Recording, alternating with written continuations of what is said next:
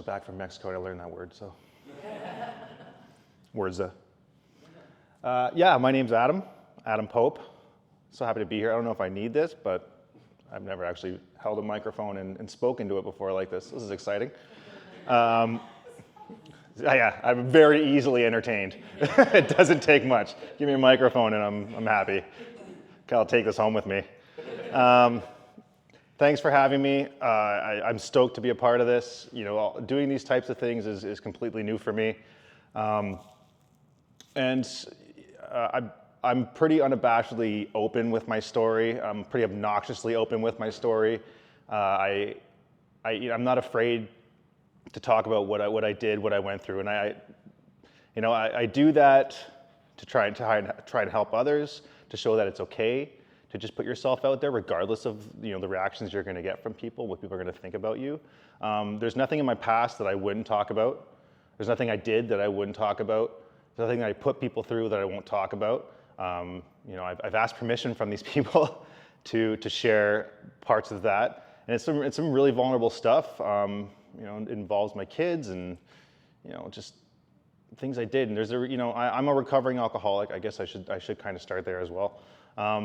I'm 2 years and 8 months sober. This is the longest I've ever been. Thank you. It's the longest I've ever been sober in my life. There was a period of about 9 months where I had put together about 9 months, but I wasn't doing recovery the way I wanted to do it, or I should have been doing it. So my story is long and tumultuous. I'll brush forward a bit. What got me into real estate, I actually started my real estate license. I started the first course while I was living in a shelter here in Toronto.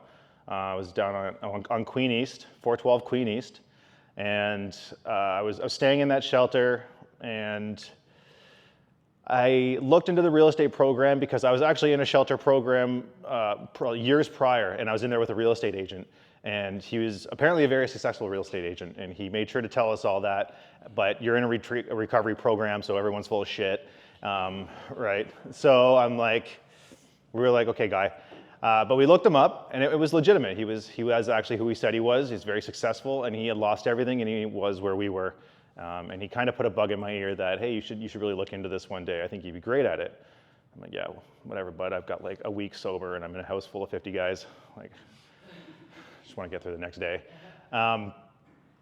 So this kind of came up again when I had gotten out of treatment again, and I was back in the shelter again. And I was trying to figure out what my next move was going to be. And I knew I didn't need to make a big change. I had a very distinctive pattern up until this point. I'm what we would refer to as a chronic relapser in the recovery industry. And I had very distinct patterns. And I knew that if I started going down a certain path, that I would be right back to where I started. There's one thing about me that when I do get sober, I'm like a bat out of hell. I can very easily and quickly put my life back together. And I'm running before I can walk, and I usually hit a wall pretty quickly, and then I'm back doing what I was doing before.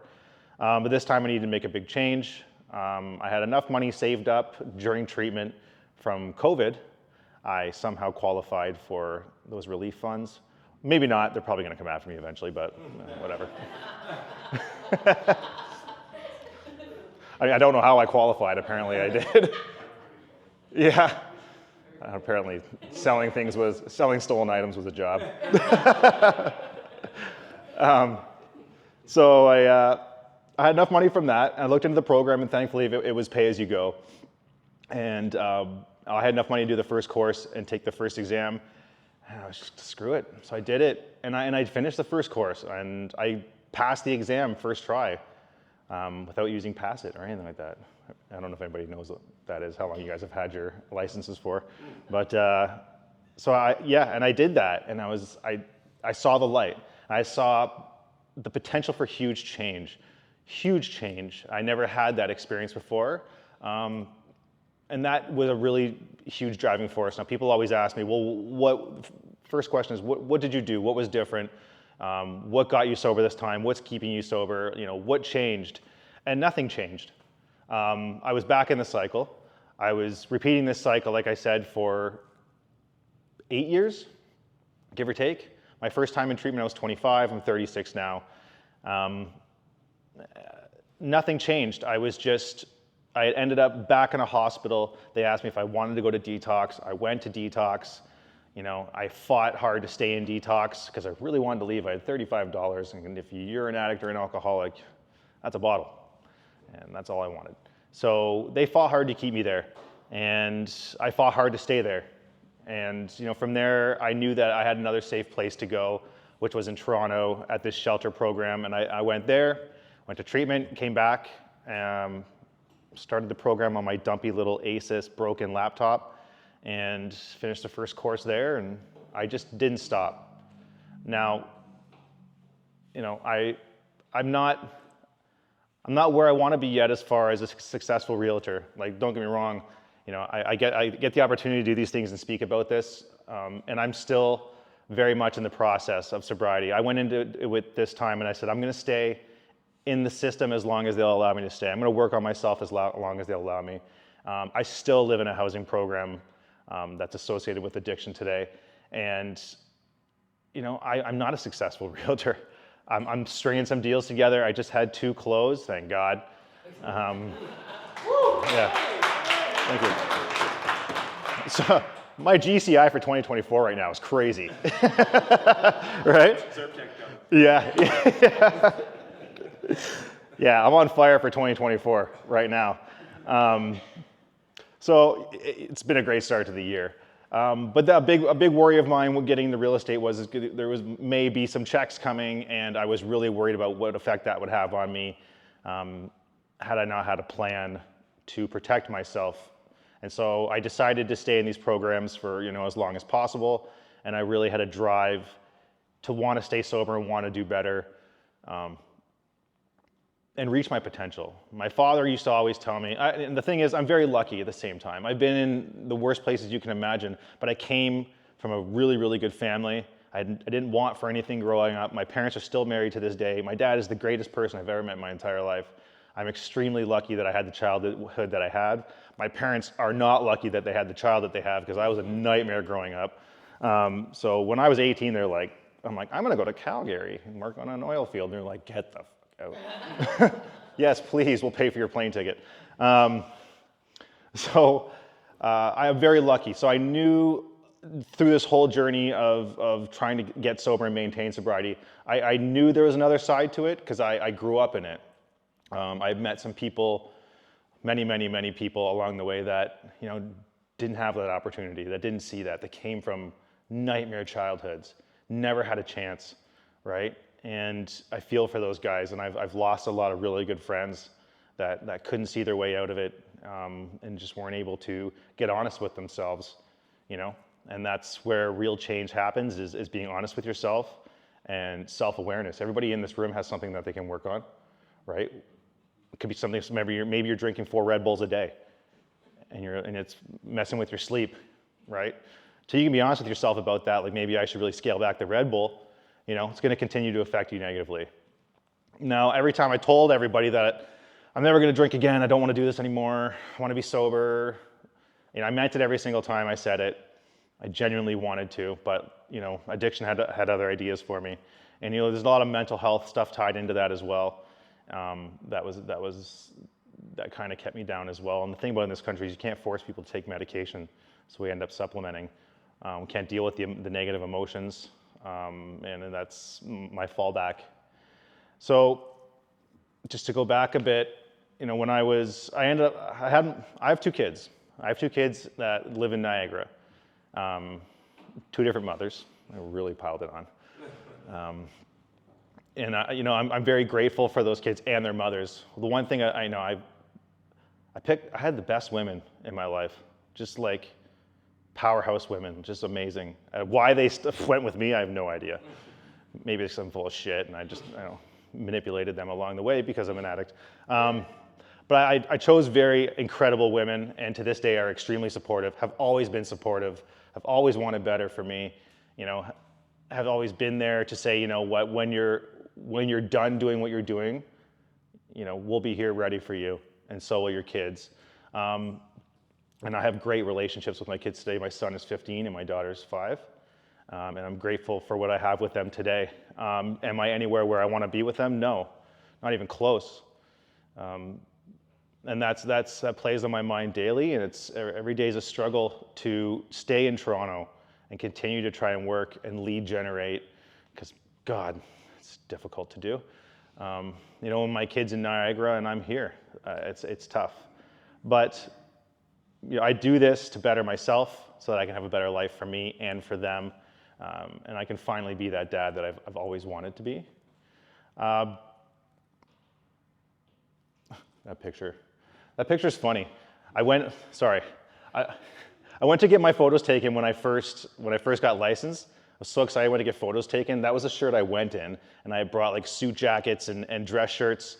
And the guy kept trying to, we put them on, and I would take pictures, and he would make me put my hands behind my back, or he wouldn't let me show my tattoos. And I was like, you know what, man? I got into this industry to be myself. I came here to be myself. I said, I put the shirt back on, and I crossed my arms. I'm like, let's do this, whatever. So, that's how I kind of stepped into this industry. And I've had amazing supports ever since I got into this industry. I joined Keller Williams. I honestly joined Keller Williams because I liked the name. I'm not exaggerating. I thought it was classy. I knew nothing about the day-to-day of a real estate agent, not a clue. They literally teach you nothing practical in the course. It's shameful. And when I started real estate, I had no idea what to do. I joined a team because I wanted to learn a lot. I wanted to get into the thick of it right away. I had a friend put me onto KW Portfolio, where I'm at now, and I loved the culture there, and I loved my OP. And I spoke to him when I first got there, and I said, listen, I told him my story, and I said, I'm not shy about talking about it, and I'm just going to be myself. And if people don't want to work with me because of that, I understand. I get it, right? People have really horrible negative experiences with people with addiction, and that's why there is a stigma around addiction, because I'm the worst version of myself when I'm in active addiction. And so if people chose not to work with me because of that, I was okay with that, and I understand that, and I appreciate that. Maybe it'll open up a conversation, and we'll both find something out of that conversation. But he was like, yeah, I think that's great. And he really pushed for me, and my TL pushed for me too, and she was talking to people behind my back in a positive way. To the point where the president of the company took notice, and he flew me out to Austin, Texas to meet him, and I didn't even understand what that meant. Apparently it was a big deal, and I had like an emotional breakdown when I walked out of that meeting, because these things don't happen to me in my life. I've never been on vacation. I went to Mexico and never been on vacation, and I'm doing things today that if you would have told me 2 years and 8 months ago, I would have tried to admit you to the hospital or to join me at the treatment center, because these things just don't happen in my life. But because of sobriety and because of getting into real estate, I have opportunities today that I never could have imagined. After I joined KW Portfolio, they had come back from family reunion. He said, hey, I think there's this community you should look into. It's called Clarity, and I think it has something to do with addiction. So I looked into it, and it did. And they ended up, I did an interview for their board of directors, and her and I really clicked and hit it off. And she's like, you know what, I think you would be perfect to take it through Canada and our market centers in Canada. And man, what a life-altering gift to be given, to be able to do that, and to be able to do these things and actually talk about my story. It's hard for me to actually do this. I mean, I know Raki said that she has a difficult time, but I don't plan anything. Because if I plan something, I know I'm just gonna I'm gonna stumble, and I'm I'm just gonna get up here and talk. If you were to tell, it's funny because we're opposite. If you would have told me to get up here and talk about real estate, I'd be freaked right out, right? Because there's one thing I do know in real estate, and that's I really don't know much. And I'm learning daily, and my whole daily goal is to be better and to learn more, and try to step my game up.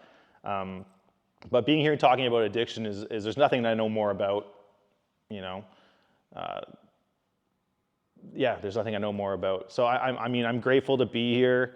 My parents I think, dumbfounded with what's been going on in my life. When I started my real estate license, they were like, sure. I think at one point last year, you're going to be a truck driver, so whatever. Sure. So I finished my first course, and they're like, okay, cool, good for you, awesome, keep going. And I finished, and my first deal was my parents' house. And like prior to that, they didn't even talk to me. And I still have broken relationships with some of my family members today because sometimes things don't come back in the time and manner that I'd like them to come back because we're not on my time, right? I'm on other people's time. It's very indicative of real estate as well. But not everything happens in my time. So I still have relationships that are broken in my family because of the way I was. But my first deal was my parents' house. And I mean, you can't write that. It doesn't get any better than that. So I'm grateful to be able to do that today. Where was I going with that? I swear to God I had a point. Maybe I should have planned something.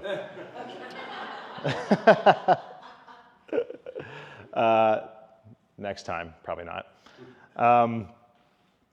So I'm grateful to be here today. I don't want to ramble on for no reason, just to hear myself talk. It's funny, when I used to go to AA meetings too, I wouldn't even hear what anybody said around the circle because I'd be trying to plan what I was going to say, and I was really going to affect somebody, right? They're going to hear what I had to say, and they were going to be like, "This is the guy." So maybe when I come here today, I try to just be myself, And if I stumble, I stumble.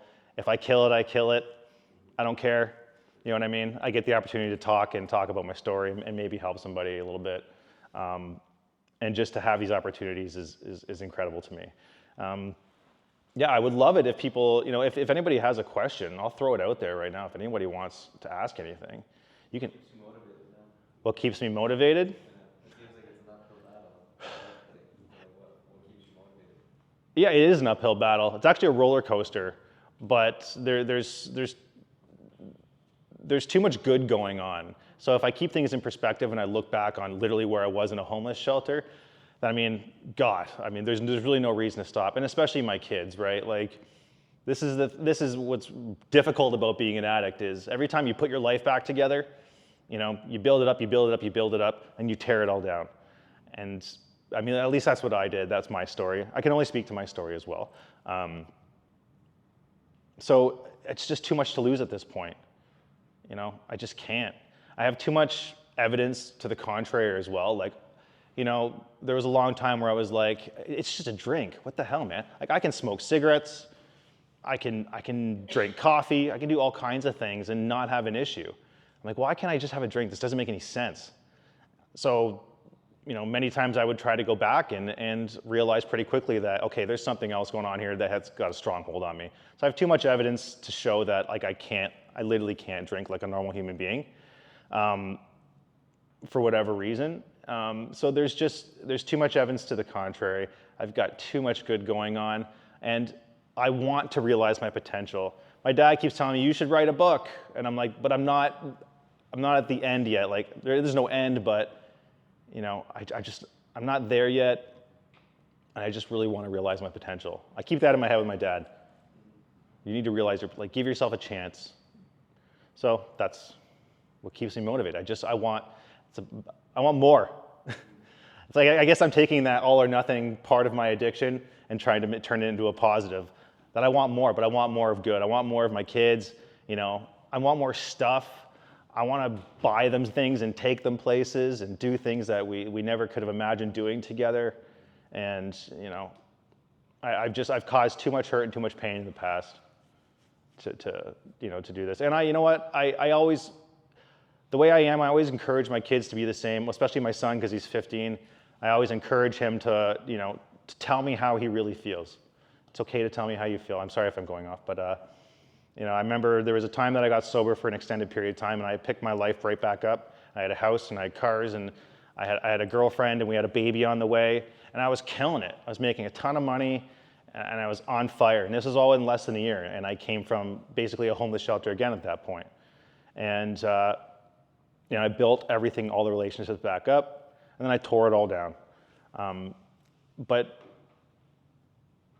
during all these times, I would get moments with my son, and I would say, listen, like, if you're mad at me, you should be mad at me. You should really be mad at me. Like, this is not cool. I don't condone my behavior. Like, yes, I'm an alcoholic, and I know that I've got some serious issues going on, but you should be mad at me. If you're mad at me, I want you to talk to me about it, and I want you to tell me, how you feel, and I just don't want it to come out in a really negative way down the road. So, be mad at me. And now he said the same thing. You take accountability for it, and he said, you just stay, just don't go back, just stay this time. So, yeah, way too much to lose. Yeah. Any other questions? Yeah. What sort of advice would you give to someone suffering through substance or any type of addiction initially? Initially, so if somebody knows nothing about recovery, and they're struggling, but they don't know kind of where to start, the first thing I tell people is to go to a meeting. So AA wasn't a part of my story this time. It wasn't part of my journey this time, but AA was a huge part of my past stories. And there's a whole world of recovery. There's people that once you take that first step into that recovery world, they'll take you the rest of the way. They'll guide you the rest of the way. So I always tell people you need to go to a meeting and talk to people. I remember there'd be times where I would literally crawl. I would crawl into meetings, like literally. I was yellow, jaundiced. I could barely walk. I couldn't speak. I was having audio and visual hallucinations, but like I would crawl into meetings just because I knew that there was people there that would listen to me and that I could talk to, and that's all I wanted most of the time. Every time I ended up back in these situations, I just wanted people to talk to. It's a very lonely, dark place to be, stuck in active addiction. So that would be my first bit of advice. Go to a meeting, go talk to people, reach out. And it's not easy to do, but even if you have to go to the hospital, start there, right? But there's